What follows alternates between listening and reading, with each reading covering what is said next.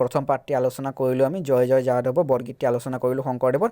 এতিয়া গোট একৰ আমাৰ দ্বিতীয় পাঠটি হৈছে সুকবি নাৰায়ণদেৱৰ কি বেউলা জাগ পাঁচালী গীত হয় এইটো। পাঁচালী গীতৰ লগতে কৈ দিওঁ যে পাঁচালী গীতৰ ওপৰত তোমালোকৰ লং কুৱেশ্যন আহে 10 বা 5 মাৰ্কছৰ যে পাঁচালী সাহিত্যৰ সম্পৰ্কে এটি টোকা লিখা। পাঁচালী মানে অবৈষ্ণৱ দেই, মই কৈ দিম আলোচনা কৰাই দিম, আছে লং কুৱেশ্যন এটা আছে শেষৰ ফালে আছে, মই দেখুৱাই দিম দিয়া, ঠিক আছে। আৰু কৈ দিম তোমালোকক এই প্ৰশ্নটো পাঁচালী সাহিত্যৰ ওপৰত অভিয়াছলি এটা কুৱেশ্যন আহিবই, তোমালোকে লং কুৱেশ্যন পাবাই। মই তাৰ আগতে 1 মাৰ্কছৰবোৰ আলোচনা কৰাই দিওঁ আগতে ৰ'বা, ঠিক আছে। চোৱা প্ৰথমতে 1 মাৰ্কছৰ কুৱেশ্যন যে সুকবি নাৰায়ণদেৱৰ একমাত্ৰ ৰচনা কি? পদ্মা পুৰাণ, মনত ৰাখিবা দেই। সুকবি নাৰায়ণদেৱৰ একমাত্ৰ ৰচনা হৈছে পদ্মা পুৰাণ, মনত ৰাখিবা। দ্বিতীয়টো প্ৰশ্ন হৈছে সুকবি নাৰায়ণদেৱৰ একমাত্ৰ ৰচনা পদ্ম পুৰাণ মানে জনসমাজত কি নামেৰে জনা যায়? জনসমাজত এই কাব্যখন শুকানানী নামেৰে জনাজাত, ঠিক আছে। তৃতীয়টি প্ৰশ্ন 3 নম্বৰ, সুকবি নাৰায়ণদেৱৰ পদ্মপুৰাণ প্ৰকৃততে কি গ্ৰন্থ? মনত ৰাখিবা, পদ্মপুৰাণ প্ৰকৃততে দেৱী মাহাত্ম্য প্ৰকাশক গ্ৰন্থ, ঠিক আছে, দেৱী মাহাত্ম্য প্ৰকাশক গ্ৰন্থ। তাৰপিছত মনসা সাহিত্য বা পাঁচালী সাহিত্য বুলিলে কি বুজা? এই প্ৰশ্নটোৰ উত্তৰটো কোৱাৰ আগতে মই কৈ দিওঁ এটা দৰকাৰী কথা যে প্ৰশ্ন আহে যে পাঁচালী সাহিত্যৰ আন এটা নাম কি? মনসা সাহিত্য, ঠিক আছে। এতিয়া উত্তৰটো পঢ়ি দিছোঁ চোৱা যে সৰ্পৰ অধিষ্ঠাত্ৰী দেৱী হ'ল মনসা। যিবোৰ কাব্য দেৱী মনসাৰ মাহাত্ম্য প্ৰকাশ পাইছে সেই শ্ৰেণীৰ অসমীয়া সাহিত্যক মনসা সাহিত্য বা পাঁচালী সাহিত্য বুলি কোৱা হয়, ঠিক আছে।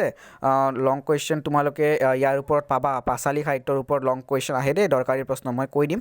চ' এতিয়া পৰৱৰ্তী প্ৰশ্নলৈ আহিছোঁ 5 নম্বৰ, যে পাঁচালী কবিসকলে ৰচনা কৰা সাহিত্যৰ প্ৰধান ভাগ দুটা কি?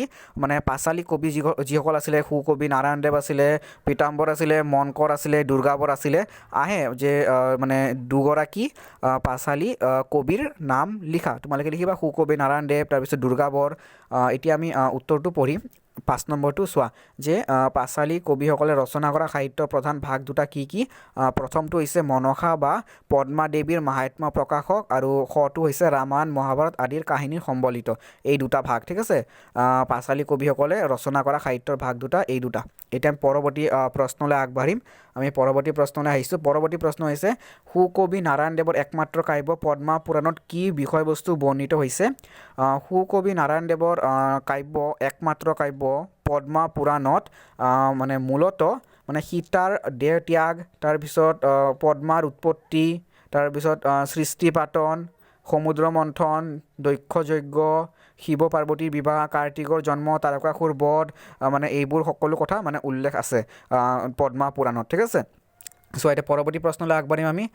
পৰৱৰ্তী প্ৰশ্নটো অতি দৰকাৰী প্ৰশ্ন, সুকবি নাৰায়ণদেৱৰ মানে কাব্য, ঠিক আছে, পদ্মা পুৰাণৰ ওপৰত মানে আলোচনা কৰিব দিয়ে দেই। পদ্মা পুৰাণৰ বিষয়ে প্ৰশ্ন আহে, কেতিয়াবা চমু টকা দিয়া দেখা যায়, কিন্তু মানে মূলত প্ৰশ্ন পাবা তোমালোকে পদ্মা পুৰাণৰ ওপৰত।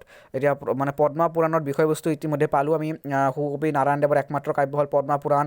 পদ্মা পুৰাণ জনসমাজত শুকনানী নামেৰে জনাজাত। তাৰপিছত পদ্মা পুৰাণত মানে কি পদ্মাৰ জন্ম, বেউলা লক্ষীন্দৰৰ কৰুণ কাহিনী, দেৱপুৰীত বেউলাৰ নৃত্য, লক্ষীন্দৰৰ পুনৰ জীৱন, আৰু শেষত চন্দ্ৰধৰৰ মানে মনসা পূজাৰ বিৱৰণ মানে এই মানে পদ্মা পুৰাণত মানে পোৱা যায়, ঠিক আছে। গতিকে সুকবি নাৰায়ণদেৱৰ দ্বাৰা ৰচিত একমাত্ৰ কাব্য পদ্মা পুৰাণ সম্পৰ্কে প্ৰশ্ন আহিলে তোমালোকে এইখিনি লিখিবা। 10 মাৰ্কছ বা 5 মাৰ্কছৰ কুৱেশ্যন হিচাপে হ'ব, গতিকে এইখিনি লিখিবা, ঠিক আছে। এতিয়া পৰৱৰ্তী প্ৰশ্নলৈ আগবাঢ়িম আমি।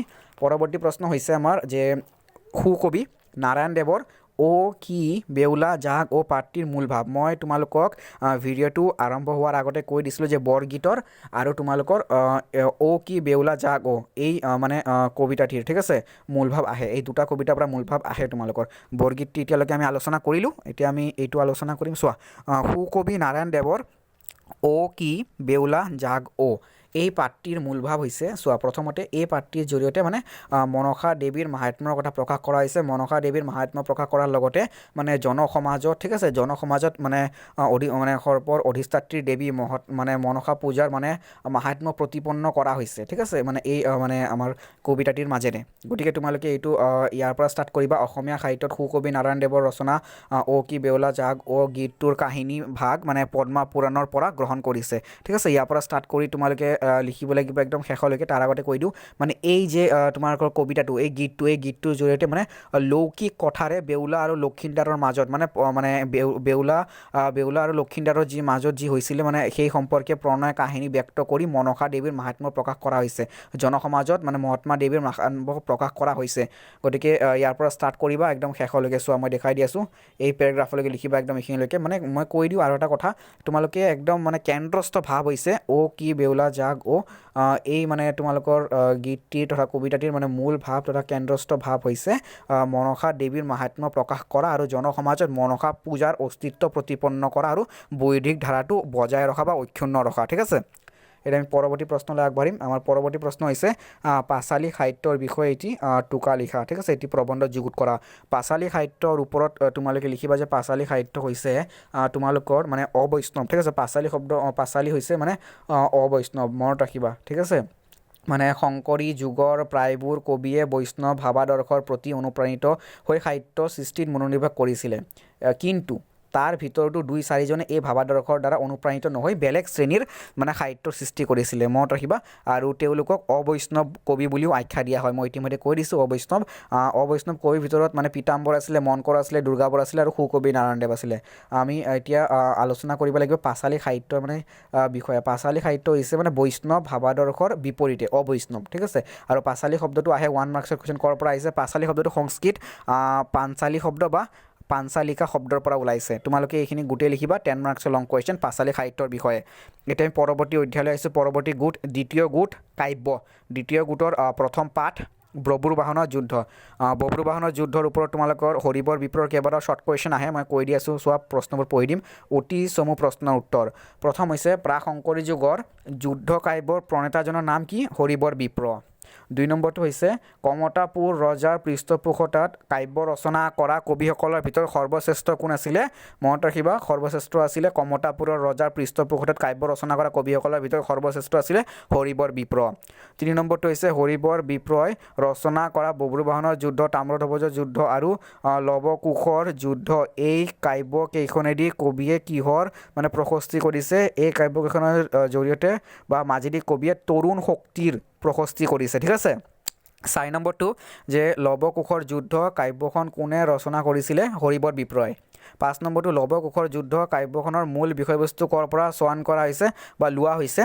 জৈমিনী অশ্বমেধ পৰ্বৰ পৰা। ঠিক আছে, 6 নম্বৰটো হৈছে যে বব্ৰুবাহনৰ যুদ্ধ কাব্যখন মহাভাৰতৰ কোন পৰ্বৰ কাহিনীৰ আধাৰত ৰচিত হৈছে? মহাভাৰতৰ অশ্বমেধ পৰ্বত থকা কাহিনীৰ আধাৰত বব্ৰুবাহনৰ যুদ্ধৰ ৰচনা কৰা হৈছে। 7 নম্বৰ হৰিবৰ বিপ্ৰই কেইখন কাব্য ৰচনা কৰিছিলে? 3খন। বব্ৰুবাহনৰ যুদ্ধ, লৱকুশৰ যুদ্ধ আৰু তাম্ৰধ্বজৰ যুদ্ধ। এতিয়া আমি পৰৱৰ্তী কুৱেশ্যনলৈ আগবাঢ়িম। পৰৱৰ্তী প্ৰশ্ন হৈছে যে প্ৰাক শংকৰী যুগৰ যুদ্ধ কাব্য প্ৰণেতাজনৰ কাব্যকৃতিৰ বিষয়ে আলোচনা কৰা। নাইবা প্ৰশ্নটো বেলেগ ধৰণে আহিব, মই কৈ দিওঁ যে প্ৰাক শংকৰী যুগৰ কবি হৰিবৰ বিপ্ৰৰ কাব্যকৃতিৰ বা সাহিত্যকৃতিৰ সম্পৰ্কে আলোচনা কৰা। প্ৰশ্নটো 2 ধৰণে হ'ব দেই, মনত ৰাখিবা। চোৱা উত্তৰটো হৈছে যে প্ৰাক শংকৰী যুগৰ যুদ্ধ কাব্য অৰ্থাৎ যুদ্ধ কাব্যৰ প্ৰণেতা হৰিবৰ বিপ্ৰ। হৰিবৰ বিপ্ৰৰ তোমালোকে কাব্যবোৰৰ নাম দিব লাগিব। কাব্যপুথি এতিয়ালৈকে 3খন, যে লৱকুশৰ যুদ্ধ, বব্ৰুবাহনৰ যুদ্ধ আৰু তাম্ৰধ্বজৰ যুদ্ধ। এই 3খন কাব্যৰে মানে বিষয়বস্তু জৈমিনী ঋষিৰ ৰচিত মহাভাৰতৰ অশ্বমেধ পৰ্বৰ পৰা লোৱা হৈছে। 3খন কাব্যত হৰিবৰ বিপ্ৰৰ কাব্য প্ৰতিভা চানেকি বিদ্যমান। ঠিক আছে, গতিকে তোমালোকে এই গোটেইখিনি লিখিব লাগিব। ইয়াতে কি কথা উল্লেখ কৰা হৈছে? 3খন কাব্যতে তেওঁ মানে প্ৰাকৃতিক দৃশ্যৰ বৰ্ণনা কৰিছে, তাৰপিছত তেওঁ বীৰ ৰসৰ প্ৰাধান্য উল্লেখ কৰিছে। 3খন কাব্যতে তেওঁ মানে যুদ্ধৰ বৰ্ণনাৰ মাজেৰে বীৰ ৰসৰ মানে প্ৰাধান্য উল্লেখ কৰিছে। আৰু 1 মাৰ্কছৰ শ্বৰ্ট কুৱেশ্যন আহে যে হৰিবৰ বিপ্ৰ ৰচনা কৰা তেওঁৰ কাব্যসমূহৰ মাজেৰে কি ৰস প্ৰতিফলিত হৈছে? বীৰ ৰস। ঠিক আছে, চ' এতিয়া পৰৱৰ্তী প্ৰশ্ন হৈছে লৱকুশৰ যুদ্ধ, বব্ৰুবাহনৰ যুদ্ধ আৰু তাম্ৰধ্বজৰ যুদ্ধ, এই 3খন কাব্যক ডক্টৰ সত্যেন্দ্ৰনাথ শৰ্মাই তৰুণ প্ৰশস্তিমূলক কাব্য বুলিছে। কিয়? বোলাৰ কাৰণ কি? উত্তৰটো হৈছে যে হৰিবৰ বিপ্ৰৰ ৰচিত লৱ কুশৰ যুদ্ধ বব্ৰুবাহনৰ যুদ্ধ আৰু তাম্ৰধ্বজৰ যুদ্ধ এই তিনিখন কাব্য যুদ্ধৰ বৰ্ণনাৰে সমৃদ্ধ। তিনিখন কাব্যতে কবিয়ে তৰুণ শক্তিৰ উত্থান আৰু বিজয় গাথা ঘোষণা কৰিছে। সেয়েহে চাগে ডক্টৰ সত্যেন্দ্ৰনাথ শৰ্মাই এই কাব্য তিনিখনক কি কৰিছে তৰুণ প্ৰশস্তিমূলক কাব্য বুলি অভিহিত কৰিছে, কিয়নো এই তিনিখন কাব্যৰে মূল হৈছে যুদ্ধৰ বৰ্ণনা। মনত ৰাখিবা দেই। এতিয়া পৰৱৰ্তী প্ৰশ্নলৈ আগবাঢ়িম আমি। পৰৱৰ্তী প্ৰশ্নলৈ আগবাঢ়িছোঁ চোৱা যে হৰিবৰ বিপ্ৰৰ ৰচনাৰ ভাষা কেনেকুৱা আছিলে, আৰু পৰৱৰ্তী প্ৰশ্ন হৈছে হৰিবৰ বিপ্ৰৰ সাহিত্যত কিদৰে সামাজিক চিত্ৰ ফুটি উঠিছে। এই দুটাৰ পৰা এটা প্ৰশ্ন পৰীক্ষাত আহিবলগীয়া একদম দৰকাৰী প্ৰশ্ন। চোৱা যে তোমালোকৰ প্ৰথমতে আমি ইতিমধ্যে হৰিবৰ বিপ্ৰৰ আমি মানে সাহিত্য আলোচনা কাব্যকৃতি আলোচনা কৰিলোঁ। 1 নম্বৰ প্ৰশ্নটো কমপ্লিট হৈ গ'ল। এতিয়া আমাৰ 2 নম্বৰ প্ৰশ্নটো কমপ্লিট হৈ গ'ল, ঠিক আছে। 3 নম্বৰ প্ৰশ্নটো হৰিবৰ বিপ্ৰৰ ভাষাৰ ওপৰত আছে দেই। হৰিবৰ বিপ্ৰৰ ভাষা, হৰিবৰ বিপ্ৰৰ সাহিত্যৰ ভাষা কেনেকুৱা, ৰচনাৰ ভাষা কেনেকুৱা, ঠিক আছে, তেওঁ কি কি ব্যৱহাৰ কৰিছে সেই সম্পৰ্কে আমি আলোচনা কৰিব লাগিব। হৰিবৰ বিপ্ৰৰ ভাষা মানে অতি শক্তিশালী আছিলে, গোটেইখিনি তেওঁ উল্লেখ কৰিব লাগিব। তেওঁ কি কি ক্ষেত্ৰত তেওঁ প্ৰতিবন্ধকতা উল্লেখ কৰা নাই, তেওঁৰ জটিলতা নাছিলে, তেওঁৰ ভাষাৰ গোটেইখিনি উল্লেখ কৰিব লাগিব, ঠিক আছে। আৰু তাৰপিছত মানে তেওঁ যি মানে ইকাৰান্ত শব্দ যোগ কৰিছে, আকাৰ ইকাৰ যোগ কৰিছে, সেইবোৰ অসমীয়া ভাষাৰ প্ৰাচীনতম লক্ষণ দেখা যায়। অৰ্থাৎ তেওঁৰ সাহিত্যত মানে যিবোৰ আকাৰান্ত ইকাৰান্ত শব্দ যোগ কৰিছে সেইবোৰ মানে আগৰে প্ৰাচীন অসমীয়া সাহিত্যৰ মানে দেখা যায়, প্ৰাচীন অসমীয়া ভাষাৰ মানে লক্ষণ, ঠিক আছে, মনত ৰাখিবা। তাৰপিছত হৰিবৰ বিপ্ৰৰ সাহিত্যকৃতিত কিদৰে সামাজিক জীৱন ফুটি উঠিছে। হৰিবৰ বিপ্ৰৰ সাহিত্যত সমাজ জীৱনৰ চিত্ৰ সুন্দৰভাৱে ফুটি উঠিছে। তেওঁৰ কাব্যত মানে কি কি কৰিছে, তেওঁ প্ৰথমতেই মানে ঘৰ দুৱাৰ গছ গছনি ফল ফুলৰ তেওঁ বৰ্ণনা দিছে, ঠিক আছে। তাৰপিছত তেওঁ দেৱালৰ চিত্ৰকৰ্মৰ কথা উল্লেখ কৰিছে। তাৰপিছত তেওঁ লৱ কুশৰ যুদ্ধত মানে কি কৰিছে, পুংসৱন ক্ৰিয়াৰ কথা উল্লেখ কৰিছে। গতিকে তোমালোকে এইখিনি লিখিব লাগিব যে সামাজিক জীৱন ফুটি উঠিছে। দুটাই তোমালোকৰ লং কুৱেশ্যন, 5 বা 10 মাৰ্কছৰ লং কুৱেশ্যন হ'ব। এতিয়া আমি পৰৱৰ্তী প্ৰশ্নলৈ আগবাঢ়িম। পৰৱৰ্তী প্ৰশ্ন অৰ্থাৎ পৰৱৰ্তী আমি গোটলৈ আহি পাইছোঁ, দ্বিতীয় গোট অৰ্থাৎ গোট 2 পাঠ 2 কুমাৰ হৰণ, ঠিক আছে, কুমাৰ হৰণ কাব্য। এতিয়া অনন্ত কণ্ডলীৰ দ্বাৰা ৰচিত কুমাৰ হৰণ। প্ৰথমতে মই 1 মাৰ্কছৰ কুৱেশ্যনবোৰ পঢ়ি দিওঁ। চোৱা অতি চমু প্ৰশ্ন উত্তৰ যে কবি অনন্ত কণ্ডলী কোন আছিলে। যে বৈষ্ণৱ যুগৰ অন্যতম প্ৰতিভাৱান এগৰাকী কবি হ'ল অনন্ত কণ্ডলী। মনত ৰাখিবা, বৈষ্ণৱ যুগৰ অন্যতম প্ৰতিভাৱান কবি এগৰাকী হ'ল অনন্ত কণ্ডলী। অনন্ত কণ্ডলীৰ জন্মস্থান হাজো। অনন্ত কণ্ডলীৰ পিতৃদত্তৰ নাম হৰিচৰণ, ঠিক আছে, মনত ৰাখিবা। পিছত তেওঁ তৰ্কশাস্ত্ৰত পাণ্ডিত্য লোভী অনন্ত কণ্ডলী নাম পায়। পিছলৈ তেওঁ চন্দ্ৰভাৰতী, ভাগৱতাচাৰ্য, ভাগৱত ভট্টাচাৰ্য আদি নামেৰেও বিভূষিত হয়। দ্বিতীয়টি প্ৰশ্ন 2 নম্বৰ, অনন্ত কণ্ডলীয়ে ৰচনা কৰা নাটখনৰ নাম কি, মনত ৰাখিবা, সীতাৰ পাতাল প্ৰৱেশ। এতিয়া পৰৱৰ্তী প্ৰশ্ন যে কবি অনন্ত কণ্ডলীৰ ৰচনাৰাজি কি কি ভাগত ভাগ কৰিব পাৰি। আমাৰ এইটো 2 মাৰ্কছৰ কুৱেশ্যন হ'ব যে কবি অনন্ত কণ্ডলীৰ ৰচনাৰাজি কি কি ভাগত ভাগ কৰিব পাৰি। 3টা ভাগত বা 3টা শ্ৰেণীত ভাগ কৰিব পাৰি। শ্ৰেণীকেইটা হৈছে অনুবাদমূলক, ঠিক আছে, তাৰপিছত কাব্য আৰু নাট। তেওঁৰ মূলতঃ নাট আৰু কাব্য অতি দৰকাৰী, ঠিক আছে। নাট আৰু কাব্যৰ ওপৰত প্ৰশ্ন আহে, যে নাট আৰু কাব্যৰ ওপৰত মই তলত দি দিছোঁ। চোৱা যে কাব্যৰ ভিতৰত কুমাৰ হৰণ, ঠিক আছে, আৰু মহিৰাবণ বধ কাব্যৰ ভিতৰত প্ৰশ্ন এইদৰে আহে যে অনন্ত কণ্ডলীৰ 2খন কাব্যৰ নাম লিখা, কুমাৰ হৰণ আৰু মহিৰাবণ বধ। তাৰপিছত নাট, তেওঁৰ একমাত্ৰ আৰু এখনে নাট যে সীতাৰ পাতাল প্ৰৱেশ, মনত ৰাখিবা, ঠিক আছে, সীতাৰ পাতাল প্ৰৱেশ লিখি অসমীয়া সাহিত্য সমৃদ্ধিশালী কৰে, মনত ৰাখিবা। আৰু কুমাৰ হৰণ কাব্যত অনন্ত কণ্ডলীৰ কল্পনা শক্তি, ঠিক আছে, আৰু কবি প্ৰতিভাৰ সমগ্ৰ পৰিচয় পোৱা যায়। এতিয়া পৰৱৰ্তী প্ৰশ্নলৈ আগবাঢ়িম, আৰু এইটো 2 মাৰ্কছৰ কুৱেশ্যন হিচাপে আহে। মই কৈ দিলোঁ অনন্ত কণ্ডলীৰ ৰচনাৰাজিক 2টা ভাগত ভাগ কৰিব পাৰি, ঠিক আছে। চোৱা এতিয়া 3টা ভাগত ভাগ কৰিব পাৰি, 3টা ভাগত ভাগ কৰিব পাৰি, আৰু 3টা ভাগৰ ভিতৰত 2টা ভাগৰ ওপৰত মূল প্ৰশ্ন আহে দেই, 2টা ভাগৰ ওপৰত কাব্য আৰু নাটক, মনত ৰাখিব দেই। 2টা ভাগ অতি দৰকাৰী প্ৰশ্ন, 2টা ভাগ কাব্য আৰু নাটক। এতিয়া পৰৱৰ্তী প্ৰশ্নলৈ আগবাঢ়িম। পৰৱৰ্তী প্ৰশ্ন হৈছে 3 নম্বৰ। চোৱা যে কবি অনন্ত কণ্ডলীৰ কুমাৰ হৰণ কাব্যৰ বিষয়ে আলোকপাত কৰা। এতিয়া মই কৈ দিওঁ, কুমাৰ হৰণ কাব্যৰ বিষয়ে আলোকপাত মানে আলোচনা কৰিব দিছে। কুমাৰ হৰণ কাব্য মানে কবিৰ আদি বয়সৰ ৰচনা, আমি সকলোৱে গম পাওঁ। কুমাৰ হৰণ আৰু বৃত্তাসুৰ বধ চন্দ্ৰভাৰতী, ৰামায়ণ অনুবাদত অনন্ত কণ্ডলী, দশমৰ অনুবাদত অনন্ত কণ্ডলী, ভাগৱত ভট্টাচাৰ্য উপাধি প্ৰয়োগ কৰিছে। তেওঁ কি কৰিছে, কুমাৰ হৰণ কাব্য কাব্যৰ তেওঁ ৰচনা কৰোঁতে কি কৰিছিলে চন্দ্ৰভাৰতী উপাধি তেওঁ প্ৰয়োগ কৰিছিলে ঠিক আছে এতিয়া কৃষ্ণৰ যি মহিমা আছিলে তেওঁ কুমাৰ হৰণ কাব্যত প্ৰকাশ কৰিছে তাৰ আগতে কৈ দিওঁ তোমালোকে এই প্ৰশ্নটো লং কুৱেশ্যন হ'ব 10 মাৰ্কছৰ কুৱেশ্যন ষ্টাৰ্ট কৰিবা ইয়াৰ পৰা একদম ইয়ালৈকে লিখিব লাগিব ঠিক আছে শেষ কৰিবা ডক্টৰ বাণীকান্ত কাকতিৰ মতে কি কৰিছে কি মতবাদ আগবঢ়াইছে সেই সম্পৰ্কে লিখিব লাগিব একদম শেষলৈকে ঠিক আছে গতিকে এই প্ৰশ্নটো তোমালোকৰ 10 মাৰ্কছৰ হ'ব লং কুৱেশ্যন 10 মাৰ্কছৰ গতিকে একদম ইয়াৰ পৰা ষ্টাৰ্ট কৰি একদম এইখিনিলৈকে শেষ কৰিবা ঠিক আছে একদম সামৰিবা ইয়ালৈকে এতিয়া পৰৱৰ্তী প্ৰশ্নলৈ আগবাঢ়িম আমি পৰৱৰ্তী প্ৰশ্ন হৈছে চোৱা যে কুমাৰ হৰণ কাব্যখনিত সমাজ জীৱনৰ চিত্ৰ কিদৰে প্ৰতিফলিত হৈছে বুজাই লিখা প্ৰশ্নটো তোমালোকৰ অৰ হিচাপে বেলেগকেও আহিব পাৰে কৈ দিওঁ একেবাৰে চোৱা মনোযোগেৰে শুনিবা যে অনন্ত কণ্ডলীৰ দ্বাৰা ৰচিত মনত ৰাখিবা মই আকৌ কৈ দি আছোঁ যে অনন্ত কণ্ডলীৰ দ্বাৰা ৰচিত কুমাৰ হৰণ কাব্যখনত সমাজ জীৱনৰ প্ৰতিফলিত চিত্ৰ বা সমাজ জীৱন বা গাঁৱলীয়া জীৱন বা চহা জীৱনৰ চিত্ৰ কিদৰে ফুটি উঠিছে বুজাই লিখা এনচাৰ একেই হ'ব ঠিক আছে মনত ৰাখিবা সমাজ জীৱনৰ চিত্ৰ ধুনীয়াকৈ ফুটি উঠিছে সুন্দৰভাৱে ফুটি উঠিছে সমাজ জীৱনৰ যিবোৰ লক্ষণ যিবোৰ বৈশিষ্ট্য যিবোৰ তাৎপৰ্য যিবোৰ প্ৰকৃতি সমাজৰ সেইবোৰ তেওঁৰ মানে কাব্যখনত মানে কুমাৰ হৰণত ফুটি উঠিছে ঠিক আছে গতিকে তোমালোকে ষ্টাৰ্ট হ'ব ইয়াৰ পৰা একদম শেষলৈকে মই দেখুৱাই দি আছোঁ এইখিনিলৈকে হ'ব একদম দৰকাৰী কমন ইম্পৰ্টেণ্ট প্ৰশ্ন যে কুমাৰ হৰণ কাব্যত মানে কি ধৰণে মানে সমাজ জীৱনৰ চিত্ৰ ফুটি উঠিছে একদম দৰকাৰী প্ৰশ্ন ঠিক আছে গতিকে তোমালোকে লিখি ল'বা এতিয়া আমি পৰৱৰ্তী প্ৰশ্নলৈ পৰৱৰ্তী গুৰুত্বলৈ আগবাঢ়িছোঁ তাৰ আগতে আকৌ কৈ দি আছোঁ তোমালোকৰ এইটো অতি দৰকাৰী প্ৰশ্ন হ'ব ঠিক আছে এই দুটা প্ৰশ্ন অতি দৰকাৰী তোমালোকৰ এই দুটা প্ৰশ্ন অতি দৰকাৰী অনন্ত কণ্ডলীৰ কুমাৰ হৰণ কাব্যৰ বিষয়ে আলোচনা কৰিব লাগিব আৰু কুমাৰ হৰণ কাব্যৰ জৰিয়তে সমাজ জীৱনৰ চিত্ৰ কিদৰে ফুটি উঠিছে এই প্ৰশ্নটো চোৱা কুমাৰ হৰণ কাব্যৰ জৰিয়তে সমাজ জীৱনৰ চিত্ৰ কিদৰে প্ৰতিফলিত হৈছে এইটো এই দুটা প্ৰশ্ন অতি দৰকাৰী একদম মনোযোগেৰে তোমালোকে ধুনীয়াকৈ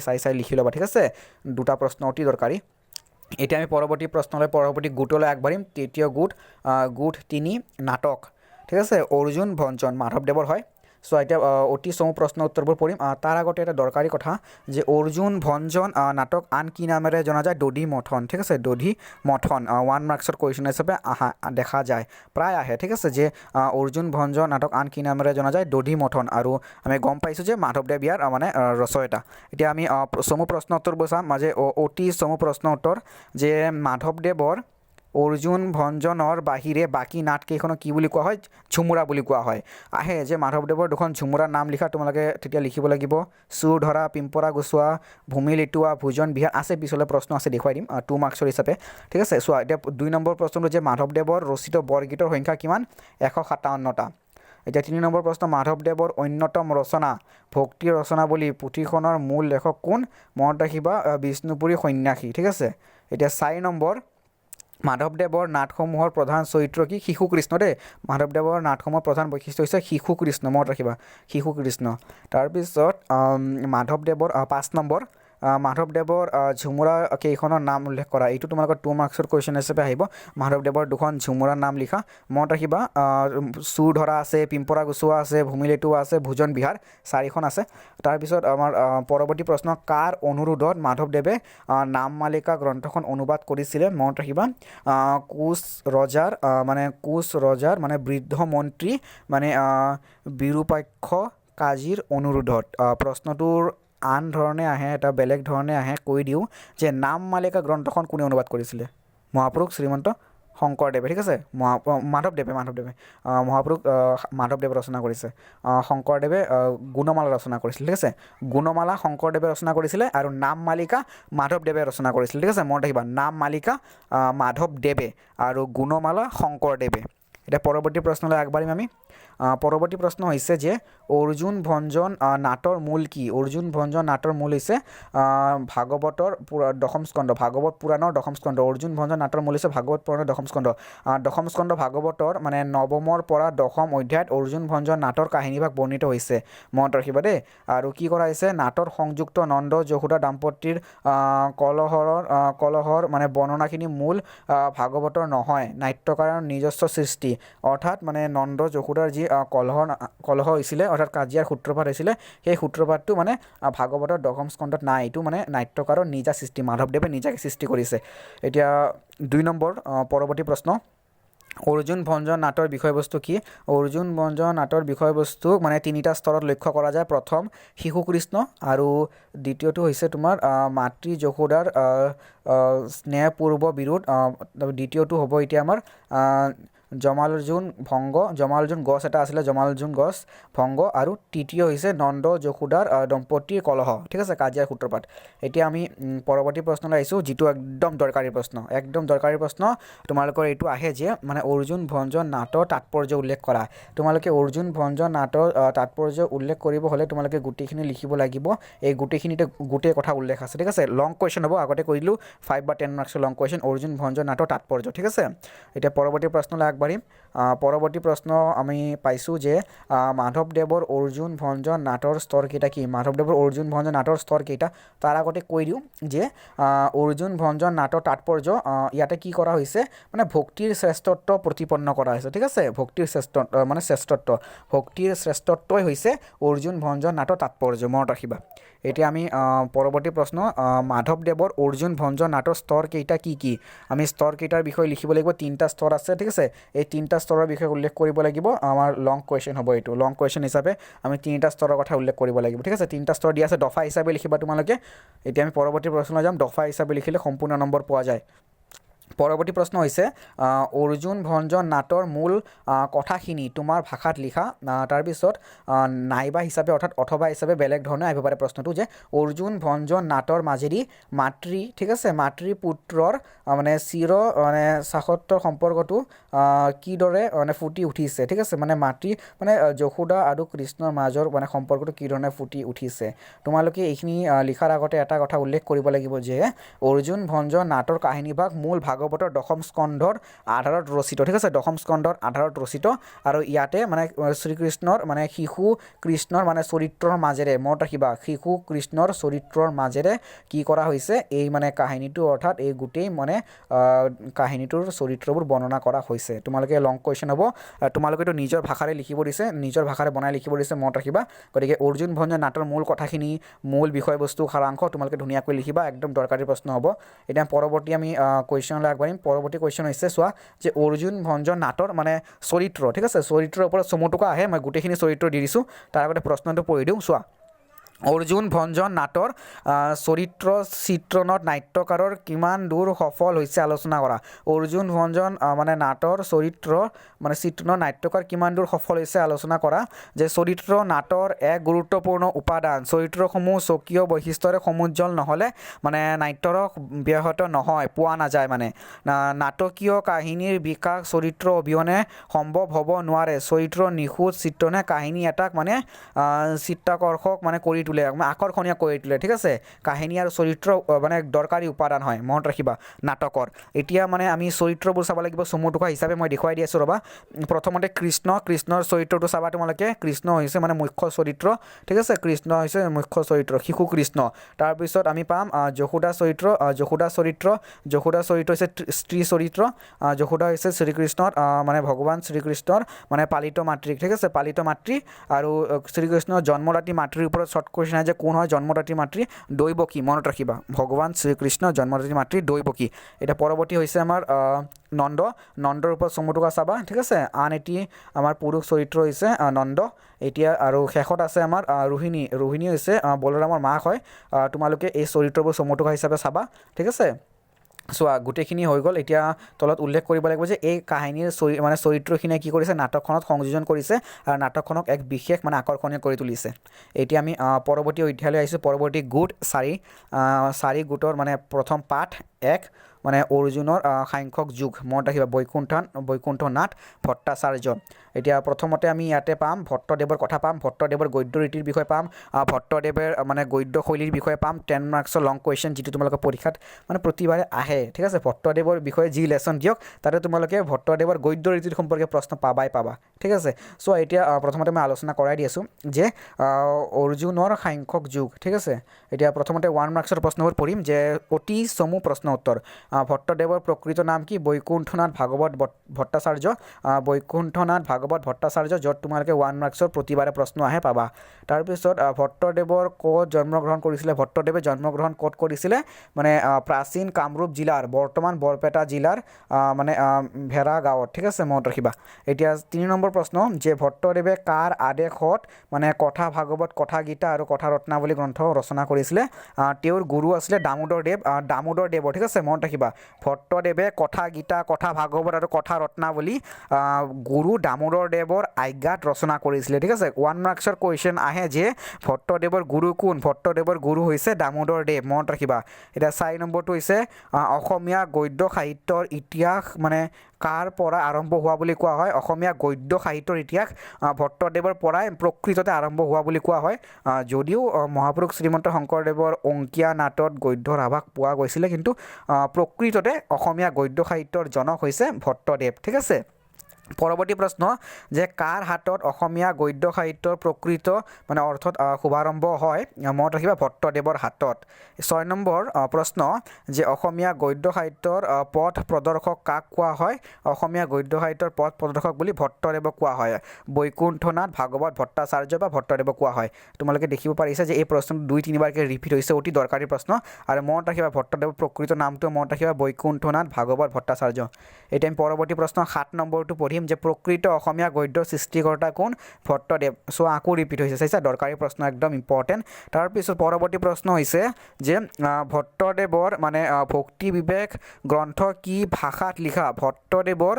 ভক্তি বিবেক গ্ৰন্থ কি ভাষাত লিখা সংস্কৃত ভাষাত লিখা অতি দৰকাৰী প্ৰশ্ন ঠিক আছে পৰৱৰ্তী প্ৰশ্ন ভট্টদেৱৰ পিতৃ নাম কি আছিলে ভট্টদেৱৰ পিতৃ নাম আছিলে চন্দ্ৰ ভাৰতী পৰৱৰ্তী প্ৰশ্ন 10 নম্বৰ যে ভট্টদেৱে কাৰ ওচৰত শৰণ লৈছিল ভট্টদেৱে দামোদৰ দেৱৰ ওচৰত শৰণ লৈছিলে তেওঁৰ গুৰু আছিলে মনত ৰাখিবা প্ৰশ্ন আহে ভট্টদেৱৰ গুৰু কোন দামোদৰ দেৱ এতিয়া আমি পৰৱৰ্তী প্ৰশ্নলৈ আগবাঢ়িম পৰৱৰ্তী প্ৰশ্নলৈ আহিছোঁ যে ভট্টদেৱৰ লেখনিৰ প্ৰধান বৈশিষ্ট্য কি ভট্টদেৱৰ লেখনিৰ প্ৰধান বৈশিষ্ট্য হৈছে যে জটিল দাৰ্শনিক তত্ত্ব কথা তেওঁ কি কৰে সহজ সৰল কৰি বুজাই দিয়ে ভট্টদেৱৰ লেখনি ব্যাখ্যামূলক আৰু অনুবাদমূলক হ'লেও তাৰ ভিতৰত সম্পূৰ্ণ মৌলিকতা আছে আৰু অসামান্য প্ৰকাশ শক্তিয়ে তাক অতি ৰমণীয় কৰি তুলিছে ঠিক আছে আৰু তাৰ উপৰিও তেওঁ তৎসম শব্দৰ প্ৰয়োগ কৰিছে আৰু চুটি মানে বাক্যৰ তেওঁ ব্যৱহাৰ কৰিছে ঠিক আছে মনত ৰাখিবা তৎসম শব্দৰ ব্যৱহাৰ কৰিছে তেওঁ আৰু এক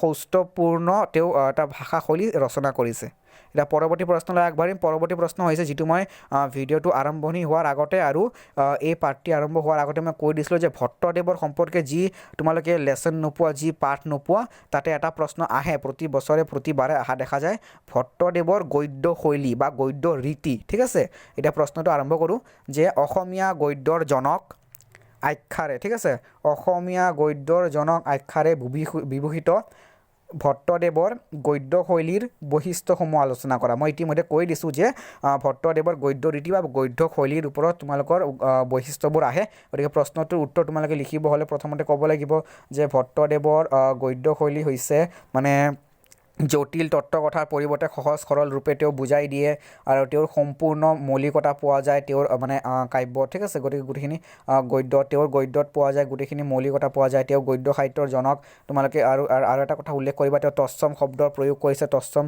শব্দৰ তেওঁ প্ৰয়োগ কৰিছে কথিত ভাষাৰ লগত প্ৰচুৰ ঠিক আছে তেওঁ মানে যিবোৰ মানে যিমান গদ্য ৰচনা কৰিছে তাতে কি কৰিছে তেওঁ মানে প্ৰচুৰ মানে তৎসম শব্দৰ প্ৰয়োগ কৰিছে ঠিক আছে গতিকে এইবোৰ কথা উল্লেখ কৰিব লাগিব এতিয়া আমি পৰৱৰ্তী প্ৰশ্নলৈ আগবাঢ়িম এইটো লং কুৱেশ্যন 10 মাৰ্কছৰ দেই মনত ৰাখিবা এতিয়া পৰৱৰ্তী প্ৰশ্নলৈ আগবাঢ়ি আছোঁ পৰৱৰ্তী প্ৰশ্ন হৈছে চোৱা যে অসমীয়া গদ্য সাহিত্যত ভট্টদেৱৰ স্থান নিৰ্ণয় কৰা প্ৰশ্নটোৰ উত্তৰ প্ৰায় এইটোৰ লগত একদম ছেইমে ক'ব গ'লে অকণমান বেলেগ তোমালোকে ধুনীয়াকৈ এটা কাম কৰিব পাৰা দুটা প্ৰশ্ন লিখি মানে এটা এনচাৰ লিখিব পাৰা তোমালোকে নিজাকৈ নিজৰ ইচ্ছামতে লিখিব পাৰা বনাই কিনে তথাপি মই দুটা প্ৰশ্ন দি দিছোঁ যেতিয়া বেলেগ বেলেগকৈ লিখিলে তোমালোকৰ সুবিধা হ'ব ধুনীয়াকৈ যদি বেলেগ বেলেগকৈ লিখিলে ধুনীয়াকৈ বুজাত সুবিধা হ'ব চোৱা অসমীয়া গদ্য সাহিত্যত ভট্টদেৱৰ স্থান নিৰ্ণয় কৰা উত্তৰটো হৈছে মানে ভট্টদেৱে মানে গীতা, ভাগৱত আৰু ৰত্নাৱলী, ঠিক আছে, অৰ্থাৎ কথা গীতা, কথা ভাগৱত আৰু কথা ৰত্নাৱলী, এই তিনিখন মানে ভাৱগধুৰ গ্ৰন্থ অসমীয়ালৈ অনুবাদ কৰি অসমীয়া মানে গদ্য ভাষাৰ মানে প্ৰকাশিকা শক্তিত্ব পৰিচয় দিয়ে। এই ভাষা কথিত ভাষাৰ ওপৰত ভিত্তি কৰি লিখিলেও ইয়াত সুকীয়া বিশেষত্ব আছিলে। তোমালোকে এতিয়া মানে অসমীয়া গদ্য সাহিত্যৰ ইতিহাসত ভট্টদেৱৰ দান, অৱদান, স্থান মানে তাৎপৰ্য গোটেইখিনি লিখিব লাগিব। উত্তৰটো মই দেখুৱাই দি আছোঁ ৰ'বা, তোমালোকৰ উত্তৰটো ইয়াৰ পৰা ষ্টাৰ্ট হ'ব। এই গোটেই দফাটো লিখিবা, তোমালোকৰ লং কুৱেশ্যন 10 মাৰ্কছৰ হ'ব। আকৌ কৈ দি আছোঁ, অসমীয়া গদ্য সাহিত্যত ভট্টদেৱৰ স্থান এক বিশেষ স্থান আছে, সুকীয়া স্থান আছে। ভট্টদেৱে কি কৰিছে, তেওঁৰ বাক্যবোৰ সাধাৰণতে চুটি চুটি ৰূপে প্ৰকাশ কৰিছে। তেওঁ মানে জটিলতা পৰিহাৰ কৰি তেওঁ কি কৰিছে, মানে সহজ সৰলভাৱে তেওঁ বুজাই দিছে। তৎসম শব্দৰ লগত কথিত শব্দৰ লগত তেওঁ তৎসম শব্দৰ তেওঁ ব্যৱহাৰ কৰিছে, প্ৰয়োগ কৰিছে। গোটেইখিনি লিখিব লাগিব। গতিকে 10 মাৰ্কছৰ লং কুৱেশ্যন হ'ব, ঠিক আছে এইটো। এতিয়া আমি পৰৱৰ্তী অধ্যায়লৈ যাম। পৰৱৰ্তী গোট এতিয়া চতুৰ্থ গোটৰ এতিয়া আমি পাঠ 2ত আহি পাইছোঁ, অন্তিম পাঠ 2, ঠিক আছে। চোৱা, কথা সাহিত্য, ৰঘুনাথ মহন্ত, ৰামৰ বনগমন। চোৱা, 1 মাৰ্কছৰ শ্বৰ্ট কুৱেশ্যন দি আৰম্ভ হ'ব। তাৰ আগতে এটা দৰকাৰী কথা, তোমালোকে মানে ইয়াতে একদম লাষ্টলৈকে চাবা। এটা লাষ্টত এটা কমন ইম্পৰ্টেণ্ট প্ৰশ্ন যে ৰামৰ বনগমন পাঠটিৰ মানে মূল কথাখিনি আলোচনা কৰা, মূলভাৱ সাৰাংশ গোটেইখিনি আলোচনা কৰিব দিছে। মানে লং কুৱেশ্যন 10 মাৰ্কছৰ যদি আহে সেই প্ৰশ্নটো লিখিলে হৈ যাব। তাৰ আগতে আমি শ্বৰ্ট কুৱেশ্যনবোৰ আলোচনা কৰি লওঁ। চোৱা, যে ৰামৰ বনগমন, ৰঘুনাথ মহন্ত, পাঠ 2, গোট 4। এতিয়া আমাৰ অতি চমু প্ৰশ্ন উত্তৰ। প্ৰথমটো প্ৰশ্ন 1 নম্বৰ, যে ৰামৰ বনগমন পাঠটোৰ লেখক কোন? ৰঘুনাথ মহন্ত। দ্বিতীয়টো প্ৰশ্ন হৈছে ৰামৰ বনগমন পাঠটি ক'ৰ পৰা চয়ন কৰা হৈছে বা লোৱা হৈছে? ৰামৰ বনগমন পাঠটি ৰামায়ণৰ অযোধ্যা কাণ্ডৰ 2য় আৰু 3য় অধ্যায়ৰ পৰা চয়ন কৰা হৈছে, ঠিক আছে, মনত ৰাখিবা। ৰামায়ণৰ অযোধ্যা কাণ্ডৰ 2য় আৰু 3য় অধ্যায়ৰ পৰা চয়ন কৰা হৈছে।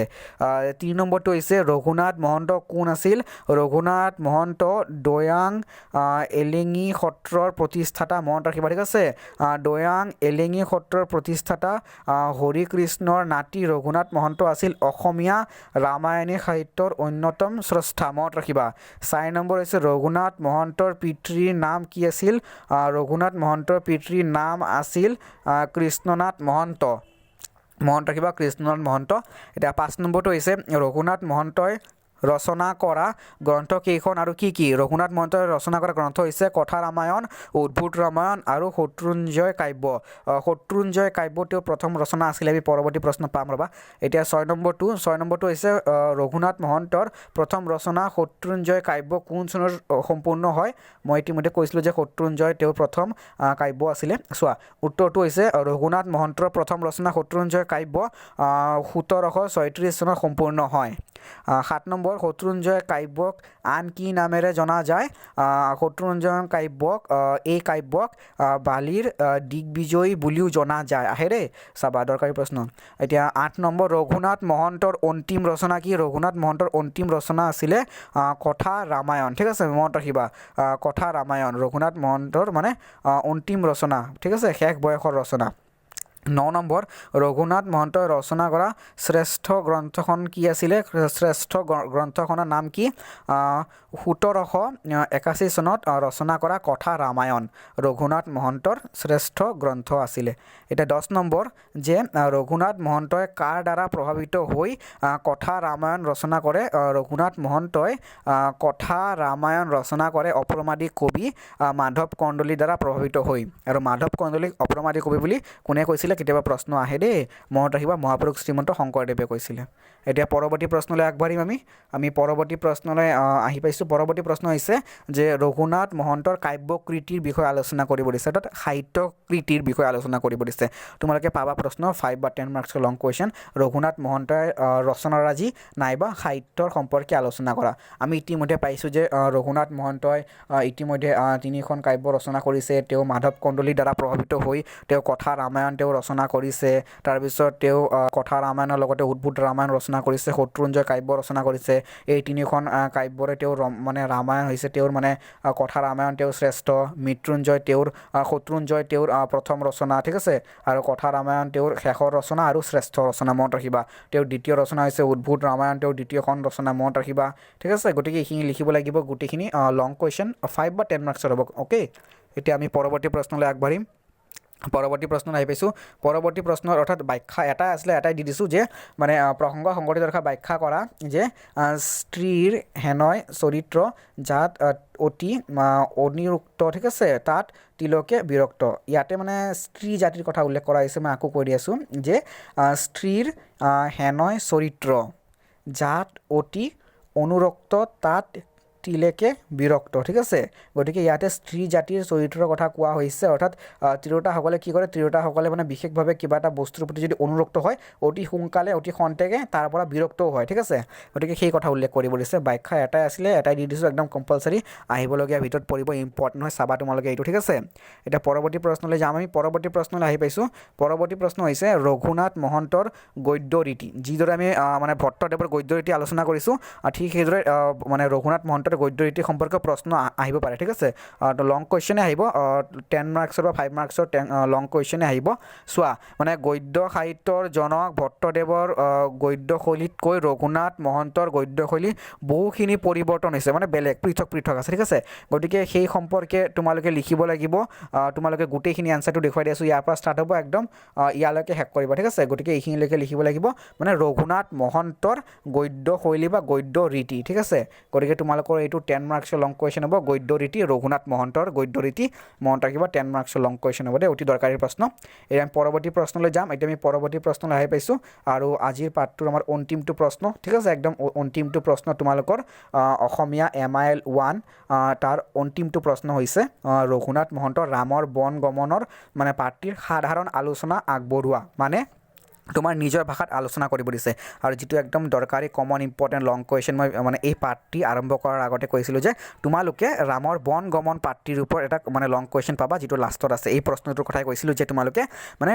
ৰামৰ বন গমন পাঠটিৰ মানে সাধাৰণ আলোচনা তোমালোকে নিজৰ ভাষাতে কৰিব লাগিব তোমালোকে আৰম্ভণি দিব লাগিব যে ৰঘুনাথ মহন্তৰ ৰামৰ বন গমন শীৰ্ষক পাঠটি কৰ পৰা কথা ৰামায়ণৰ পৰা লোৱা হৈছে কথা ৰামায়ণৰ অযোধ্যা কাণ্ডৰ দ্বিতীয় ঠিক আছে দ্বিতীয় তৃতীয় অধ্যায়ৰ অন্তৰ্গত ইয়াত কি কৰা হৈছে ইয়াত ৰজা দশৰথে মানে ৰামৰ যি ৰাজ অভিষেক আছিলে ৰাজ অভিষেক কৰিবলৈ যুঁজা কৰাৰ ঠিক আছে পাছৰে পৰা অযোধ্যাৰ সংঘটিত ঘটনাৰাজিৰ বৰ্ণনা কৰা হৈছে মানে ৰজা ঠিক আছে ৰজা দশৰথে মানে ৰামৰ ৰাজ অভিষেক কৰিবলৈ যি যুঁজা চলাইছিলে তাৰ পাছৰে পৰা অযোধ্যাত যিবোৰ ঘটনা হৈছে সেই ঘটনাৱলীৰ গোটেইখিনি পুংখানুপুংখ বৰ্ণনা মানে ক'ত আছে ৰামৰ বনগমন পাঠটিত আছে ৰঘুনাথ মহন্তৰ দ্বাৰা বিৰচিত ৰামৰ বনগমন শীৰ্ষক পাঠটিত উল্লেখ কৰা আছে গতিকে তোমালোকে এইটো লিখিব লাগিব সম্পূৰ্ণ এনচাৰটো তোমালোকৰ এইটো লং কুৱেশ্যন 5 বা 10 মাৰ্কছৰ হ'ব ঠিক আছে গতিকে মই গোটেইখিনি তোমালোকক পাঠটিৰ পৰা হ'বলগীয়া গোটেই কিতাপখনৰ পৰা হ'বলগীয়া গোটেই প্ৰশ্ন উত্তৰ আলোচনা কৰাই দিলোঁ তোমালোকে ধুনীয়াকৈ মনোযোগেৰে চাই ধুনীয়াকৈ লিখি ল'বা ঠিক আছে গতিকে ভিডিঅ'টো আমি ইয়াতে সামৰিম আৰু তোমালোকে কমেণ্ট কৰা মতে মই পলিটিকেল ছায়েন্স আৰু এডুকেশ্যনৰ গোটেই কিতাপখনৰ ওপৰত ভিডিঅ' বনাইছোঁ আপলোড কৰিছোঁ মই ডিছক্ৰিপশ্যনত লিংকবোৰ দি দিম তোমালোকে ধুনীয়াকৈ তাৰ পৰা চাই লিখি ল'বা ঠিক আছে আৰু সকলোকে তোমালোকে শ্বেয়াৰ কৰি দিবা সকলোকে তোমালোকৰ লগৰবোৰক ফ্ৰেণ্ডছবোৰক কলেজৰ সকলোকে শ্বেয়াৰ কৰি দিবা পৰৱৰ্তী ভিডিঅ'বোৰ মই তোমালোকক দি থাকিম ঠিক আছে গতিকে ভিডিঅ'টো ইয়াতে সামৰিছোঁ ভিডিঅ'টো চোৱাৰ কাৰণে যথেষ্ট ধন্যবাদ তোমালোকে ভিডিঅ'বোৰ সকলোকে শ্বেয়াৰ কৰি দিবা ঠিক আছে পৰৱৰ্তী ভিডিঅ'বোৰ তোমালোকক কি লাগে কমেণ্ট কৰিবা মই আপলোড কৰিম তোমালোকে সকলোকে ভিডিঅ'বোৰ শ্বেয়াৰ কৰি দিবা আৰু লাইক কৰি দিবা আৰু ছাবস্ক্ৰাইব কৰি দিবা ঠিক আছে ভিডিঅ'টো আমি ইয়াতে সামৰিছোঁ আজি